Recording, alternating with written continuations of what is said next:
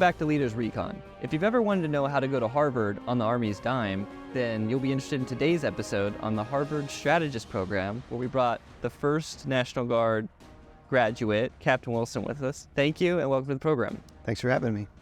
So, obviously we hear Harvard, prestigious education institution, there's an Army program for it. Can you tell us what is the Harvard Strategist program? So the Harvard Strategist program is one of two entryways into Functional Area 59, Strategist. So the Army has for a long time sent people to Harvard, and they do a whole application process, and they do a board, and they select 4 people every year to go to Harvard, and they pay for people to go to the Kennedy School to get the mid-career Master's in Public Administration degree. And after they do that, then they go to work at the HQDA at the Pentagon, G357, and they become a strategist after that. So the program has been around for a while. The program has been around for a while, yep. But it's only recently been with the Army Guard. Okay, and you're the first. I'm the first. Your first graduate through the whole program, right? So can you give me an overview of what does that timeline look like? I guess is the master's just a 1-year program? Kind of what does the overview of that program look like? So it's a long process because the application starts, it goes out on the Broadening Opportunity Catalog each summer. So it just went out a couple weeks ago in July. The application window goes from the time the Broadening Opportunity Catalog is published through April 15th of the following year. Okay. So right now we're just beginning the applications process for the following year. And we actually just closed the board for last year's. Oh, wow. I guess it would be this year's. All the years run together. So the way it works is you apply in April, and then all of those packets go to somebody over at HQDA, and they put them all together, and they put together a board. Then they send all the packets out to the board members. The board members review the packets over the summer, and then send the results back. And those results are published in early September. So from April to September, you're kind of wondering what's going to happen with your life. And actually, we just finished the results today. I sent them up this morning. Oh, wow. Back to HQDA. So you were on the board this year then? I was on the board this year. Okay. So what did that timeline look like for you? You started, what year was that you first applied to the program? So it was during COVID, so 2020. I was working at the Oregon G3 as a collective training officer. Okay. And COVID hit and pretty much shut everything down. And I happened to come across my desk the announcement for the Harvard Strategist program. I sent it to my wife, said, "Hey, you want to go to Harvard?" She's like, that would be fun. So on a whim, I applied. And I guess they must not have had too many applicants that year because they took me. But on that note, how many people do they take per year? So for the Army Guard, it's one primary and one alternate. So one applicant per year. One applicant per year. Okay. Yep. And so then you got picked up, and then you went to Harvard that next spring. Is it? Yeah. So I applied in April of 2020. Okay. Found out in early September of 2020 that I had been accepted into the program. Okay. And then because there's no guarantee that you're going to get into Harvard, you still have to go through the regular application process with everybody else. So you find out in September, and then October and November, you go through this excruciating process of applying to Harvard. And one of the secrets of Harvard is that it's really not that hard. I mean, it's a prestigious school, but they weed out everybody at the door. Only, a very small percentage gets in. And so that's where it's really, really rigorous is to get in. Once you get there, it's certainly not easy, but I didn't find it to be significantly more difficult than my first master's degree. Okay.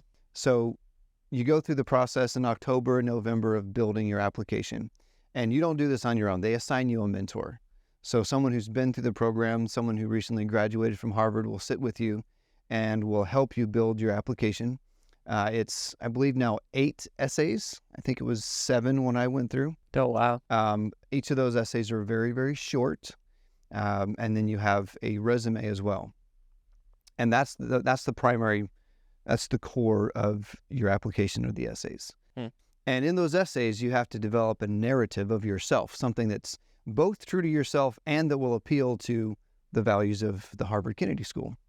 And so your mentor will help you build a really, really good application packet. And that's an excruciating process because you think you're a good writer until your mentor gets a hold of your stuff and it comes back and it's like, this is trash, start over. I'm like, so it was a real self-esteem blow at first. And then I went through it. And then, so the applications are due in December 1st. Okay. And you don't find out till March. So I found out in March that I got in, and I was totally surprised because I didn't think I was actually going to get into Harvard. But I did, and that was a tremendous experience, significant emotional event for me. Okay. So then you got into Harvard. Got into Harvard in March. And then did you start that fall semester then? So it's actually the summer. You start in the summer program. Okay. Because it's a mid-career program, they give you basically credit for your life experience up to there. So you have to have at least 10 years of professional experience in order to even apply. Okay. Because it's a mid-career program. The normal MPA that they have there is 2 years. The mid-career is 1 year. So it's a 1-year program, 32 credits, 8 classes essentially. But they do a summer program in July before you start because everybody's been out of school for 10 plus years. You have some people that are coming back after a full career. So the summer program is designed to help you get back into the groove of school and studying and writing and, doing math. The fundamentals, yeah. There's a lot of quantitative refresher that most of us have to go through because we don't do a whole lot of math in our real jobs. I can imagine that. So you did that. So you do that. It's a year-long program. And then what happens? So the summer program is July. You start around Labor Day. You start the first semester. You finish in May. So it's a 1-year program. Okay. And then after May, then you go on, after your graduation in May, you go on to your next position, which for the Army Guard FA-59s is right here at the Guard Bureau in the G5 downstairs. Okay. So then you come in and then you have a utilization tour, I'm assuming that's so... Yeah, so according to regs, there's a utilization tour of 3 times the length of your civilian schooling. So the official utilization tour is 3 years. Okay. But as I said, this is one of 2 pathways to transition to functional area 59 and become a strategist. So the goal is to transition to Title 10 AGR and spend the rest of your career as a strategist. So there is a 3-year utilization tour. That's the minimum. But what we're really looking for is people who can come here and make a career out of being a strategist. Yeah, which makes sense. They're going to invest the time and energy into doing that. With that being said, who's eligible to go into this program? So there's a small window of kind of a sweet spot for bringing people on, first of all, as strategists, and an even smaller window for the Harvard Strategist program. Okay. To become a strategist, we need you to come in early enough in your career that you still have plenty of time left to develop as a strategist, because you'll need 2 or 3 developmental positions as a major, 2 or 3 more as a lieutenant colonel, and then really as a senior lieutenant colonel and colonel, then you're going to have the ability to make that impact. So you need to have enough time left in your career to do that. So we want you to be at least, at most, I guess, a mid-grade to senior major. But you also have to have been in the Army long enough to understand the tactical and operational levels. So you're a captain, obviously, when you went through the program, but you're saying the program's targeted towards majors, or are warrant officers allowed to come in? What's the, I guess, can you give me the left and right limits? Yep. So for Functional Area 59, senior captains and junior majors is what we're looking for. Okay. Unfortunately, it's not, functional areas are not for warrant officers. Functional areas are basically the officer version of warrant officer land. So you leave your basic branch and you become a functional area officer, and that is what you do for the rest of your career. And then assuming then enlisted soldiers, there's no opportunity. Okay. So it's for officers, and you're saying for the Harvard Strategist program, senior captains to mid-grade majors, is that what you said? Okay. So for strategists, we're looking for senior captains to mid-grade majors. Okay. For Harvard applications, you have to be a senior captain to a junior major. You can't have more than 24 months timing grade when you start at Harvard. When you start at Harvard, which you said is almost 18 months after you apply, right? Because you're April to, and you're not starting until next summer. So if you want to apply as a major, you have to be within about 6 months of pinning. Okay. So basically senior captains. I'm assuming post-command, KD complete captains. Okay. So KD complete captains to brand new majors, basically applying to the strategist program. You've got you've got a year there at Harvard, then you're saying 3-year minimum utilization tour at the Army National Guard headquarters here, and then the intent of the program is that you continue on doing strategist work for the rest of your career. Is that understood? Okay. That is correct. So you've talked a lot about like strategists and strategy. What does it mean to be an Army strategist? Like, what does that look like day to day? So that's an excellent question. And I don't know that there's a good, solid answer because the job is so varied. A strategist is a staff officer that essentially helps to guide the strategic leaders, the senior leaders, the generals. Here in the Army Guard, we work with the director, the deputy director, the chief of staff, the assistant directors, and their 06 primaries. The way I kind of look at it is the director wants something, but he doesn't necessarily know how to articulate what it is that he wants. And so it's our job to help him figure out what it is that he wants, and then to help him communicate that to the organization. So as an example, in a senior leaders meeting that he had about a year and a half ago, he made a comment about an experience that he had with, I believe it was a lieutenant colonel in a state somewhere. And then he made an offhand comment about something that he had thought, one of his reflections on this experience. And my boss, who was sitting along the wall, keyed in on that and said, that's really important. And so we sat around and we talked about it, trying to figure out what did the director really mean? And in a series of conversations with senior leaders, with him, it turned into the Darn Paper Initiative series, the Darn being the director of the Army National Guard. Okay. Modeled on the Chief of Staff papers that were published a couple years ago. So we just published paper number 2. Paper number 1 came out in February. We're beginning work on paper number 3 now. But those are high-level strategic documents to help the director communicate his strategic vision to the entire organization. So one of the things that we do are help the director write his strategic documents like these Darn papers.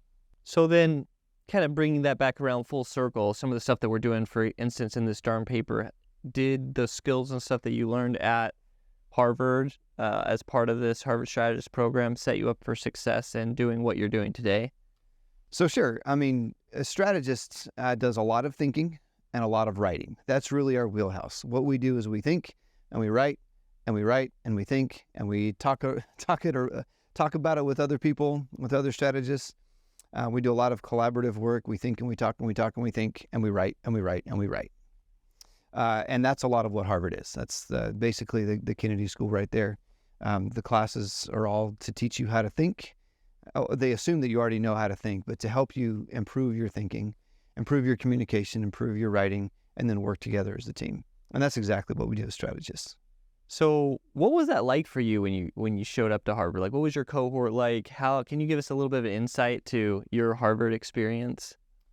Yeah, so the mid-career program is pretty unique because you have to have at least 10 years of professional work experience before you can go. So it wasn't like basic training when I was, in my 30s and my bunkmate was 17 and I was there with a bunch of children, it felt like. Going to Harvard, I felt like I was with peers. Okay. Because everybody there had been around the block. They had been working for a long time. And by peers, I mean people my age group. There's some pretty significant people there who have had some very high-level contributions in their fields. So it's actually pretty intimidating to be there with some really important people. We had one guy who was a senator from Colombia in South America. And we had a whole bunch of other people who were, very high level in their organization, some high level government leaders. So it was kind of intimidating to be there with some really, really smart people. But they reassure you that everybody has imposter syndrome. So don't worry about it. You belong here. So just do your best. That's got to be interesting. So what is that first year day to day like? Is it just like your typical college curriculum, or because it's that mid-career program, are there any unique facets to it that might be unknown? So the mid-career program at Harvard is pretty cool. You basically take whatever classes you want. So there are 3 different cores that you have to take one class in each of these 3 areas. But they're so broad that whatever you take is going to fall into one of those 3. So effectively, you can take whatever you want. And so it's really what interests you. What do you think is going to be helpful for your future? and it's just a lot of fun. So what was it really, talking about getting back into the program, you talked a lot about writing at the beginning of the interview here, but what were the skills that you developed earlier in your career that set you up for success when you started trying to apply to this program? So I think the most important skills here again are the ability to think and write. My first master's degree was in theoretical psychology, which, it was in mental health counseling, but my mentor that I worked with in the program was a theoretical psychologist. And so we did a lot of critical thinking about the field of psychology, and then those critical thinking skills translated into everything else that I did. So the ability to think critically, to think outside the box, and then to write and communicate those things to other people. I think that's probably the most important thing. Okay. And then what do you think the skills that you have now have made you successful as a FA-59 strategist? So yeah, here again, it's more of the same. You develop that early in your career. It helps you get into Harvard, develop it more at Harvard. And then when you come back from Harvard, you go to what's called BSAP, the Basic Strategic Arts Program. Okay. And that is effectively the master's degree that the War College gives to the lieutenant colonels, condensed into 14 weeks. Okay. But it's more thinking and writing and thinking and lots of reading. Was that a fairly easy transition for you after having gone through the Harvard curriculum, or did you still feel like it was fairly intense? I felt like it was still fairly intense, and I think that's the purpose. But those who go to Harvard tend, it's not always everyone's experience, it wasn't mine, but people who go to Harvard tend to have a little bit easier time at BSAP simply because they're used to a high level of rigor in their academic pursuits. I mean, I guess that makes sense, right? So you're coming to the end of your official utilization tour, right? You're transitioning to become an FA-59. What was most fulfilling about this program to you so far? So I'm only 1 year into my utilization, so I still have 2 left, not quite towards the end yet. But I anticipate transitioning to Title 10 AGR at some point before my utilization tour ends. As far as the most fulfilling part, I think 2 things. I've got 5 kids. I've been married for almost 20 years. My oldest just left the house. Oh, congrats. Going to Harvard, you can make that whatever you want. For me, I chose, and I don't regret it, to make that a very family-centric time. I went to my classes. I participated. I did everything that I need to do. But I didn't do a whole bunch of extracurricular stuff because you could spend more than 24 hours a day, 7 days a week in all the extracurriculars at Harvard. I did what I needed to do to get through the program, and I enjoyed every second of it. And I chose to take a lot of time with my family. And I built some great memories with my kids. My kids still want to move back up to Boston. They ask if that's, can we just move back there? My wife's like, can't you just go teach at Harvard? I'm like, it doesn't quite work that way. But that was probably our favorite. Of the transient places that we've lived that's not home, that's probably been our favorite. So on the personal note, that's been the most fulfilling, is just the amount of quality family time I was able to take during that year. Didn't have Army stuff to do, didn't have to wear a uniform, didn't have to shave or cut my hair. I did because, I like feeling clean shaven, but you don't have to. So that was fulfilling on the personal side. And then on the professional side, just being around so many important, prestigious people, just the name Harvard, instills a sense of awe in me, certainly, especially even after having been there, it does. And then transitioning here and being able to have a high level impact here and having things that I write, the director or the deputy director or one of the ADs, I have a handwritten note from one of them on my locker. Hey, thank you for the paper that you wrote. So being able to have a high level impact far above, my little 03 pay grade has been very fulfilling. So, we kind of talked about this a little bit at the beginning, and that is the pathways here, right? Like, it really seems to be that like the Harvard Strategist program is a pathway to be like a Title 10 AGR, work in the Strategist program. But you did mention there was minimum utilization tour. So do you have to become Title 10 AGR if you start to go through this program and decide it wasn't for you, or what is that path? What are the options, I guess? So one of the primary things that I do in my portfolio here is manage the FA 59 accessions pathway. Okay. So our end state is to fill our Title 10 AGR positions. We've got about 45 of them. They're all pretty much here in the capital region. And in order to fill each of those, or in order to keep those full, we have to have 6 people graduate from BSAP every year. We only get 6 seats. Okay. And so it's important that for those who go to BSAP, we are able to get 7, 8, 10 years out of them post BSAP in their career, both to be a good strategist, but also so that we keep our slots filled. Yeah. So to go to the Harvard program, it's not a hard and fast requirement that you transition to Title 10, but we strongly encourage it.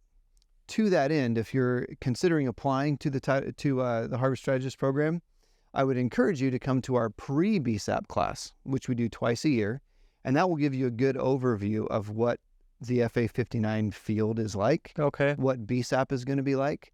That's our other accessions pathway for everybody who doesn't go to Harvard, who wants to become an FA 59. They come to our pre-BSAP class, and those who rise to the top of that class then get put on our order of merit list to then go to BSAP. So you get to run both this pre-BSAP program and you sat on the board for the Harvard Strategist program. You know, as a board member, what were some of the things you were looking for when you saw these applications come in that made them stronger than others? So I'll give you one example of something that we look for, and then one example of something that will kind of make us frown a little bit. Okay. So I'll start with the negative one. If you send in an application and it's very self-centered, this is me, I see myself, you really should consider me, like I must come to this program. If it's all about you, that kind of turns us off. Okay. Because, Kennedy said, ask not what your country can do for you, but what you can do for your country, right? And that's the motto of the Kennedy School. Ask what you can do. And so if your application is all about you, then it's kind of a turnoff for us. On the flip side, if your application is about how you want to make an impact in the world and has some specific goals and things to achieve that, that's a plus. To that end, one of the specific questions that's in the Army application, not the Harvard application, but the one to be selected for the Army, is a question about the knowledge, skills, and attributes of a strategist. And very rarely do we have anybody who sends in a packet who has actually looked up what those knowledge, skills, and attributes are. It's in DAPAM 600-3. So if you want your application to really stand out, look up DAPAM 600-3, look up the KSAs of a strategist, and then in your essay, show how you meet those exact KSAs. Okay, that's a good bit of advice.